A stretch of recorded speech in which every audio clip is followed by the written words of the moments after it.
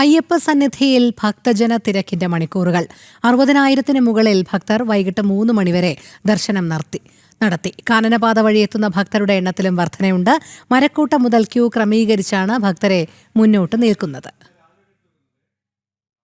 അയ്യപ്പ സന്നിധിയിൽ ഭക്തജന തിരക്കിന്റെ മണിക്കൂറുകളാണ്. എനിക്ക് പിന്നിൽ ഫ്ലൈ ഓവർ കടന്നു വരുന്ന ഭക്തജന തിരക്കിന്റെ ദൃശ്യങ്ങളാണ് കാണുന്നത്. ഫ്ലൈ ഓവറും താഴെ നടപ്പന്തലുമെല്ലാം ഭക്തജനങ്ങളാൽ തിങ്ങി നിറഞ്ഞിരിക്കുന്ന കാഴ്ചയാണ് ഇന്ന് മുഴുവൻ സമയവും സന്നിധാനത്ത് നിന്ന് കാണാൻ കഴിഞ്ഞത്. വൈകിട്ട് 3 മണിവരെ 60,000-ന് മുകളിൽ ഭക്തജനങ്ങൾ ദർശനം നടത്തി.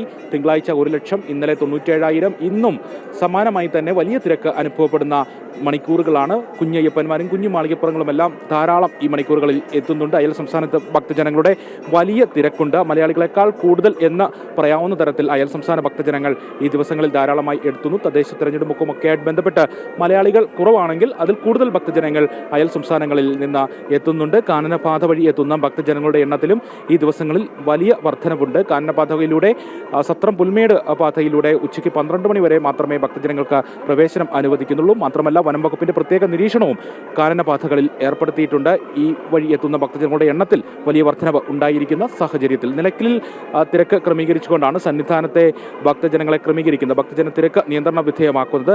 സന്നിധാനത്ത് തിരക്ക് നിയന്ത്രണ വിധേയമാക്കുന്നതിനനുസൃതമായമാണ് നിലയ്ക്കലിൽ മുതൽ ഭക്തജനങ്ങളെ സന്നിധാനത്തേക്ക് പമ്പയിലേക്ക് കടത്തിവിടുന്നത്. പിന്നീട് പമ്പയിൽ നിന്നും കടന്നു വരുന്ന ഭക്തജനങ്ങൾക്ക് മരക്കൂട്ടം മുതൽ ക്യൂ ഏർപ്പെടുത്തിയിട്ടുണ്ട്. മരക്കൂട്ടത്തിൽ നിന്നും ബാച്ചായിട്ടാണ് ഭക്തജനങ്ങളെ മുന്നോട്ട് നീക്കുന്നത്. ബാരിക്കേഡിനുള്ളിൽ ക്യൂ കോംപ്ലക്സിനുള്ളിൽ ഭക്തജനങ്ങൾക്ക് മരക്കൂട്ടം മുതൽ കാത്തു നിൽക്കേണ്ട സാഹചര്യമുണ്ട്. വിവിധ ബാച്ചുകളായി ഘട്ടം ഘട്ടമായി മരക്കൂട്ടം മുതൽ ഭക്തജനങ്ങളെ മുന്നോട്ട് നീക്കുന്നു. അത് ക്യൂ നടപ്പന്തൽ വരെ നീളുന്നു.